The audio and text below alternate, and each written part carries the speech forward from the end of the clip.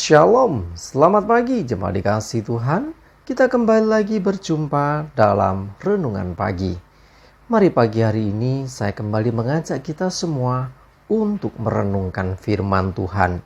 Supaya dengan firman Tuhan, hidup kita akan terus dibangun dan kita pun akan semakin bertumbuh, diteguhkan dan dikuatkan dalam iman dan pengharapan.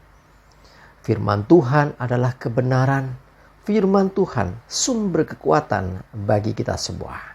Firman Tuhan pedoman dan penolong bagi hidup kita. Dan bahkan firman Tuhan jugalah yang akan senantiasa menuntun kita dan menerangi setiap langkah hidup kita. Mari jemaat dikasih Tuhan, sebelum kita merenungkan firman Tuhan pagi ini, kita akan bersama-sama berdoa terlebih dahulu. Bapa di surga, kembali lagi Tuhan, pagi ini kami datang ke hadirat-Mu. Kami sungguh mengucap syukur ya Tuhan atas segala kebaikan-Mu, atas begitu besar kasih setia-Mu ya Tuhan, begitu besar rahmat dan anugerah-Mu, segala berkat dan kemurahan-Mu, perlindungan-Mu, penyertaan-Mu, pertolongan-Mu, dan juga pemeliharaan-Mu atas seluruh hidup kami. Terima kasih ya Tuhan. Pagi ini kami kembali akan merenungkan firman-Mu. Mari Tuhan singkapkan dan nyatakan kebenaran firman-Mu. Dan Roh Kudus, urapilah hamba-Mu dan urapilah kami semua ya Tuhan. Sehingga kami bisa menangkap apa yang menjadi pesan Tuhan. Dan kami pun mengerti akan kehendak-Mu serta melakukan kebenaran firman-Mu di dalam hidup kami. Terima kasih ya Tuhan, di dalam nama Tuhan Yesus kami bersyukur dan berdoa. Amin. Mari jemaat dikasih Tuhan, sama-sama kita akan buka Alkitab kita. Renungan pagi hari ini sambilkan dari Amsal 4 ayat 23. Saya bacakan. Jagalah hatimu dengan segala kewaspadaan, karena dari situlah terpancar kehidupan. Jemaat dikasih Tuhan, ya, bicara tentang hati, ini adalah salah satu bagian dari hidup kita yang sangat-sangat sensitif, sangat-sangat rentan, sangat-sangat mudah terluka, sangat-sangat mudah sekali untuk kecewa, mudah sekali untuk jadi benci, mudah sekali untuk jadi marah, ya, dari hati sini. Ya, karena itu Amsal katakan jagalah hatimu dengan segala kewaspadaan. Harus dengan waspada, selalu siaga. Jangan sampai karena perkataan orang hati terluka. Jangan sampai karena mungkin kita melihat sesuatu yang tidak seperti kita harapkan, hati jadi kecewa. Nah, sangat-sangat sensitif. Dan kita mesti sadari, iblis tahu betul bahwa hati ini adalah salah satu area yang menjadi kunci untuk dia menguasai hidup manusia. Ya, salah satunya hati.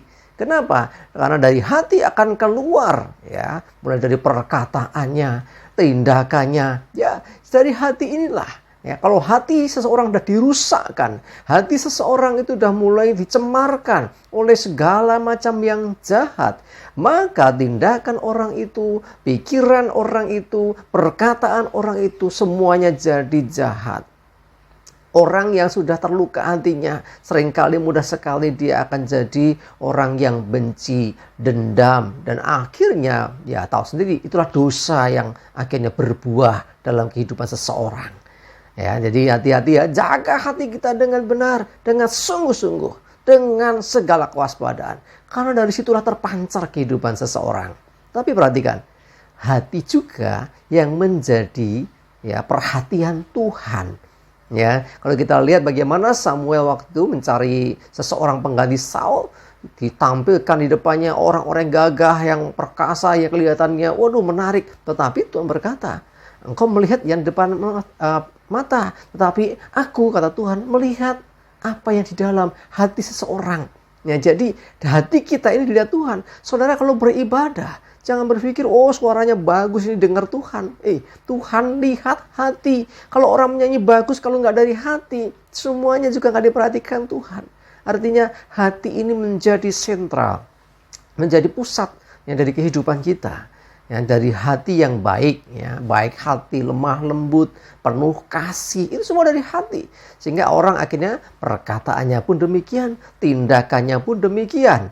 Nah, dengan kita bisa menjaga hati kita, maka sesungguhnya kita menjaga hidup kita.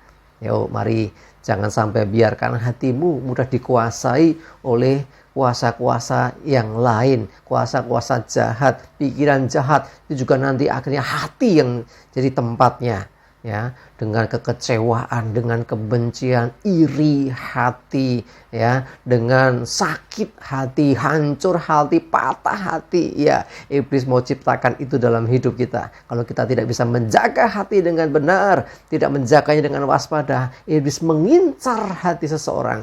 Sebab kalau hatinya dikuasai iblis, maka tindakannya, perkataannya, semuanya pasti dia kuasai juga. Sebaliknya, kalau kita memberi hati kita kepada Tuhan, dan akhirnya Tuhan yang berkuasa atas hati kita, maka akan mengalir dari hati ini perkataan yang lemah lembut, perkataan yang membangun, yang menguatkan, puji-pujian bagi Tuhan. Kalau hati seseorang itu benar, hati seseorang itu murni dan terus di hadapan Tuhan, maka nantinya tindakan, perbuatan seseorang itu juga tindakan yang baik dan benar di mata Tuhan. Karena itu mari jemaat dikasih Tuhan, jaga hati ya, jangan mudah tersinggung, jangan mudah emosi, ya, jangan mudah marah, jangan mudah iri, jangan mudah sakit hati, jangan mudah kecewa, jangan mudah menjadi benci, dan jangan mudah engkau menjadi dendam. Tetapi lepaskan kasih, ya. Sebaliknya dari itu semua, kasih, pengampunan, kemurahan, ya, kepedulian, perhatian, semuanya tulus dari hati. Ketika engkau mengerjakan itu, maka itulah sesuatu yang berkenan di hati Tuhan. Ketika engkau melayani dengan hati, itu yang berkenan di hati Tuhan. Ketika engkau menolong seseorang dengan hatimu, itu yang berkenan di hati Tuhan. Ketika kita misalnya peduli dengan orang lain, juga dari hati, itu berkenan di hadapan Tuhan. Mari jemaat dikasih Tuhan, perkenanan dimulai dari hati kita. Kalau hati kita benar dan berkenan di hadapan Tuhan, maka hidup kita pun demikian. Amin. Mari kita berdoa.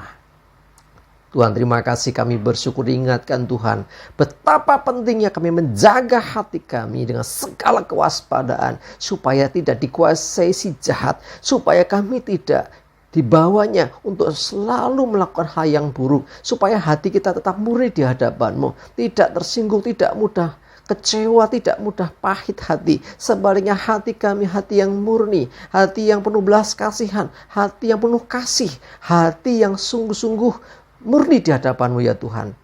Biarlah Engkau kuasa-Mu Tuhan yang memampukan kami untuk kami selalu menjaga hati kami dengan segala kewaspadaan. Terima kasih Tuhan, kami mengucap syukur, berdoa menyerahkan hidup kami dan segala aktivitas kami hari ini, dijauhkan celaka dan mara bahaya. Biarlah damai sejahtera dan berkat-Mu ya Tuhan menyertai kami semua. Terima kasih, dalam nama Tuhan Yesus kami bersyukur dan berdoa. Amin. Mari jemaat dikasih Tuhan, semangat terus, maju terus dalam iman dan pengharapan. Tuhan Yesus memberkati kita semua. Amin.